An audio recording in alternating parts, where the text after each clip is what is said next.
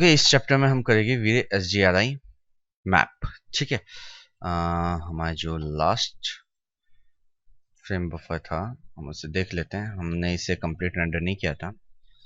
अभी बेसिकली हमारे जो सीन में है, बेसिकली हमने 3 लाइटें यूज़ कर रखी हैं। ठीक है, हम तीनों लाइट्स को ऑफ करते हैं और इस बार हम सीन को रेंडर करने की कोशिश करते हैं वीरे SGRI मैप के थ्रू। ठीक है, तो सिंपली आपको वीरे मैप ऑन करना है। मैप्स वीरे, आप लेंगे वीरे SGRI मैप। ठीक है, वीरे SGRI मैप। ठीक है, ये बेसिकली एक हाई डायनेमिक रेंज इमेजेस होती है। हाई डायनेमिक रेंज इमेजेस अगर आप गूगल पर सर्च करते हैं तो आपको मिल जाती है SDRI इमेजेस।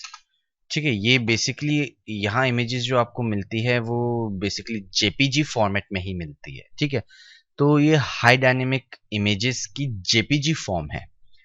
बेसिकली कई SDRI इमेजेस होती हैं जो SDRI फॉर्मेट में ही आपको मिलती है। ठीक है, जैसे मैं आपको दिखाऊं, maps, all maps, star.sgri, no match, OSGR। ठीक है, ये रही आपकी हाई डायनेमिक रेंज इमेजेस। ठीक है, ये बेसिकली SGR इमेजेस होती है जो कि एक बहुत इम्पैक्टफुल आउटपुट आपका क्रिएट करती है। और बाकी अगर आप चाहे तो नेट से ये JPG इमेजेस भी यूज कर सकते हैं। इसका भी इम्पैक्ट लगभग लगभग वैसा ही आता है जैसा उन SGR इमेजेस का आता है। ठीक है, लेकिन बस उसमें ये है कि आपके पास पॉसिबिलिटीज ज़्यादा हो जाती है, इम्पैक्ट थोड़ा सा शाइनी ज़्यादा आता है क्योंकि ये पिक्सलेट हो जाती है और वो इमेजेस पिक्सलेट नहीं होती, वो JPG नहीं होती। ये JPG है, जॉइंट पिक्सल्स इंटरचेंज फॉर्मेट। वो SGRI है, हाई डायनेमिक रेंज इमेजेस।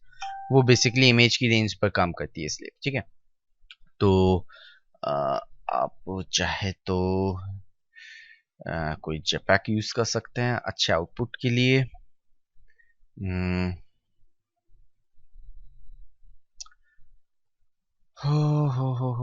जैसे मैं ये ले लेता हूँ, इसमें हल्का सा शेड है, इन्वायरमेंटल टेक्स्ट भी इसमें दिखाई दे रहा है, लेकिन ठीक है शेड है तो हम शेड यूज कर लेते हैं। ओके ओके, हम आ जाते हैं हमारे मैक्स पर। SGR इमेज पे हमने डबल क्लिक किया है, यहाँ एक बिटमैप का ऑप्शन देता है। यहाँ सबसे पहले ये ऑल इमेजेस यूज कर रहा है, टारगा, TJ, PNG, JPG, SGR, हर तरह की इमेजेस आप यहाँ से यूज कर सकते हैं। ठीक है, हमने इमेज डाउनलोड की, ये हमारी इमेज आ गई यहाँ। ठीक है,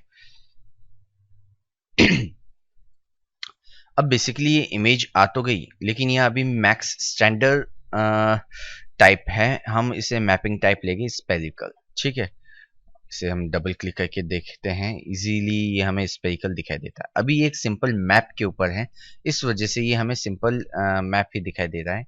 इसे आप यूज कर सकते हैं, अपने वीरे स्टैंडर्ड मटेरियल पर लगा सकते हैं, डिफ्यूज पर। ओके, और इसे कर सकते हैं शो शो। ठीक है, इसे आप अपने नॉर्मल डिफ्यूज पे लगा सकते हैं, कोई दिक्कत नहीं है। लेकिन ये डिफ्यूज पे लगाने का फायदा आपका तब है जब आपने यहाँ इन्वायरमेंट पर अपना एक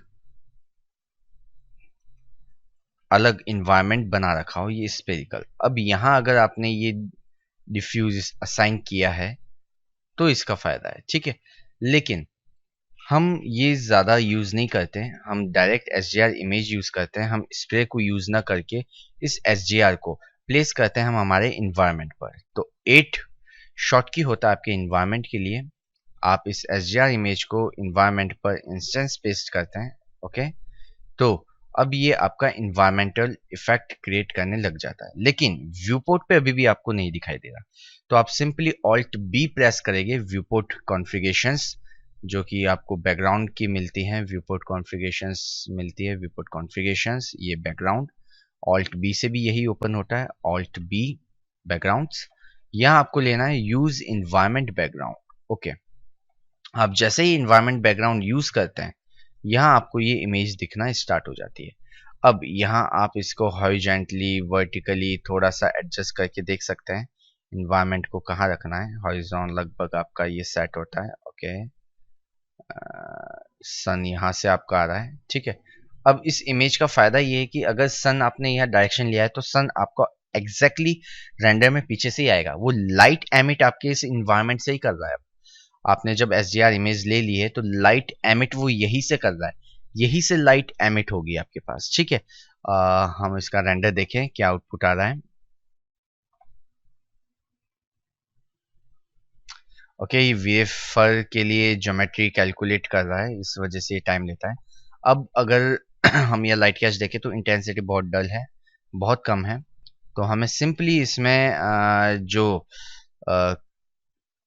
SGR वैल्यूज हैं, इसमें हमें दो तीन चीज़ों पे थोड़ा सा काम करना होता है। इसमें मैपिंग हमारे पास ये आई चुकी, इसमें ओवरऑल मल्टीप्लिकेशन है और रैंडम मल्टीप्लिकेशन है। हम इन दोनों मल्टीप्लिकेशंस के साथ वर्कआउट कर सकते हैं, ठीक है। और इंटेंसिटी आप देखेंगे सीन की या आपके फाइल की बढ़ जाएगी, जैसे 2 किया ये ओवरऑल मल्टीप्लिकेशन आपका बढ़ गया। और रैंडम मल्टीप्लिकेशन का मतलब ये है कि रेंडर में आपको दुगना दिखाई देगा पर यहाँ नहीं दिखाई देगा, ठीक है। इसका कोई सेंस नहीं है, अगर आपको बढ़ाना है तो ओवरऑल बढ़ाना होगा, ठीक है। और इसे 1.5 कर लीजिए, ये थोड़ा ज़्यादा इल्यूमिनेट हो चुका है, ठीक है। आप रेंडर कीजिए, आपका सीन थोड़ा और ब्राइट हो जाएगा अच्छे से। ग्लास की वजह से ये ज्योमेट्री कंपाइल कर रहा है, कोई दिक्कत नहीं।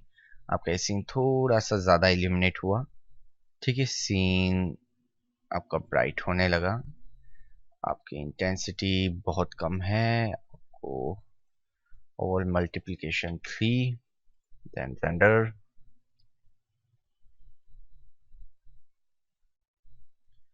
SGR इन्वायरमेंट का यूज हम अपने इन्वायरमेंट रेंडरिंग के लिए लेते हैं। की लाइट या की जो कि हमारा मेन लाइट सोर्स है, वो हम अलग से लगाते हैं। कई बार हम अगर हमें कोई एक शार्प शैडो या इस टाइप की लाइट लगानी हो तो हम अपनी की लाइट अलग से लगाते हैं, ठीक है। अब यहाँ ये तो हो गई ये JPG वाली बात। अब हम चाहें तो हमारे पास जो हाई डायनेमिक इमेजेस हैं हम उन्हें यूज़ कर सकते हैं, ठीक है। और मैप यहाँ से हम ले लेते हैं सिर्फ और सिर्फ हमारी SGR इमेजेस।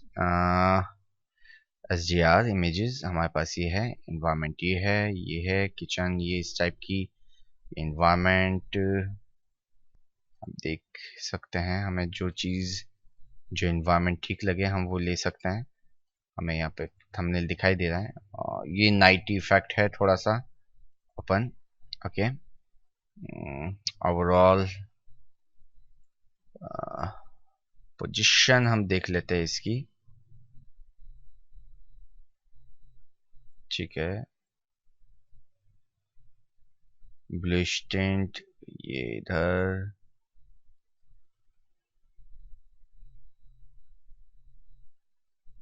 ठीक है। लगभग हम ये सीन रखते हैं।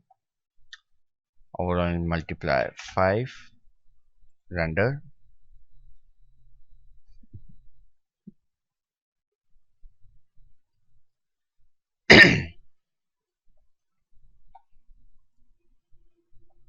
ठीक है। हाई डायनेमिक इमेजेस बेसिकली जो डायनेमिक रेंज होती है वो बहुत अच्छे से जनरेट करती है। जैसे कि अब इसके आउटपुट में हमें लग रहा है कि रेंज बहुत अच्छी आ रही है, कलर टोन्स बहुत अच्छे से मल्टीप्लाई हो रही है, यहाँ शेड्स बहुत अच्छे आ रहे हैं, ठीक है।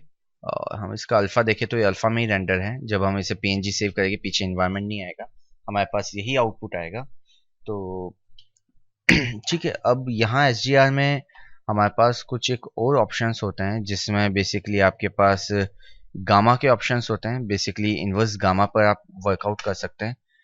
अभी जैसे डार्कनेस आ रही है, आप चाहते हैं हल्की सी ब्राइटनेस और आ जाए सीन में, एक कलर टिंट जो अभी आपका पर्पल और ब्लू आ रहा है उसमें आप वाइट टिंट और मिक्स करना चाहते हैं, थोड़ा सा आंखें खोल कर देखना चाहते हैं और आउटपुट को, तो यहाँ पर हम इन्वर्स अल्फा के साथ वर्कआउट कर सकते हैं, ठीक है। इन्वर्स अल्फा में यहाँ पर अभी ये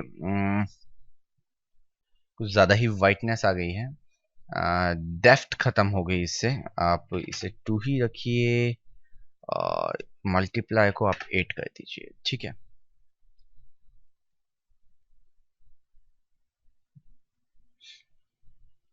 तो इंटेंसिटी हमने बढ़ाई और गामा हमने ली, ठीक है। गामा की वजह से डेप्थ खत्म हो रही है, तो गामा को हम एक ही रखेंगे वापस से जो स्टैंडर्ड थी, ताकि ये शेडो अच्छे से दिखाई दे। 2 करते ही आपकी शेडो यहाँ से खत्म हो रही है, तो इसे एक ही रखेंगे हम, ज़्यादा ठीक है। देख लेते हैं हम वापस से। वो इम्पैक्ट हमें चाहिए ही चाहिए, जैसा कि हमारी उस जेपीजी में इम्पैक्ट नहीं आ रहा था, अब इसमें ये इम्पैक्ट हमें आने लग गया, ठीक है। ओके, ये इमेज का इम्पैक्ट आपके पास आने लगा। इसमें हमें ओवरऑल 8 की जगह हम इसे थोड़ा सा और बढ़ाएंगे, 15 करते हैं, और ज़्यादा शार्प, क्योंकि जितनी इंटेंसिटी इसमें बढ़ती जाएगी उतनी वाइट टोन भी इंक्रीज होती जाएगी, और लाइट का इफेक्ट आपको बहुत अच्छे से ब्राइट सीन में भी दिखाई देने लगेगा, सीन ब्राइट होता जाएगा।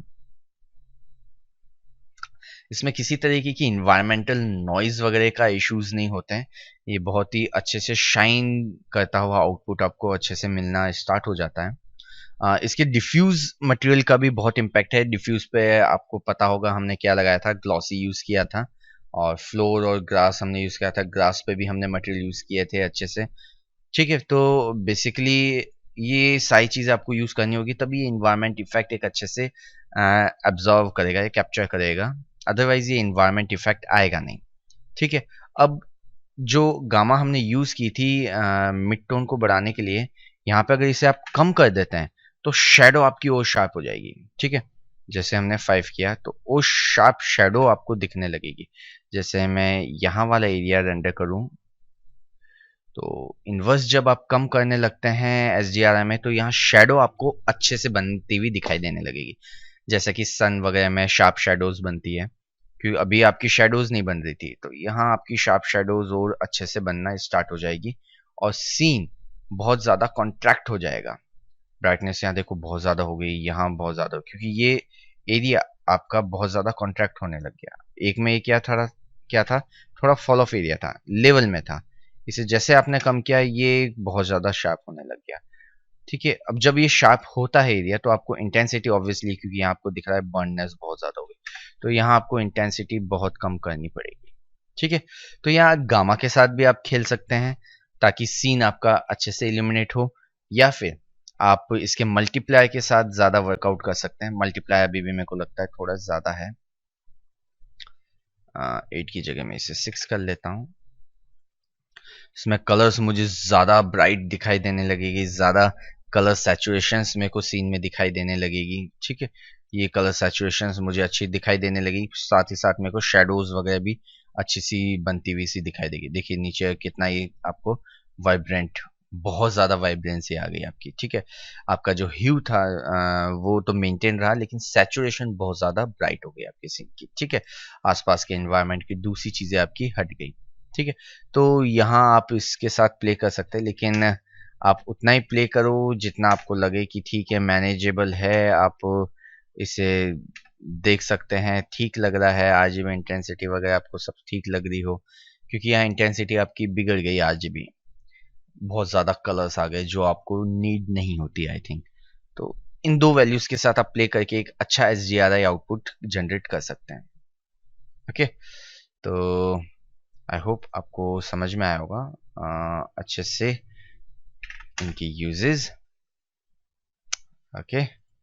तो फाइनल रेंडर एक बार कंप्लीट हम रेंडर कर लेते हैं इसको, ओके।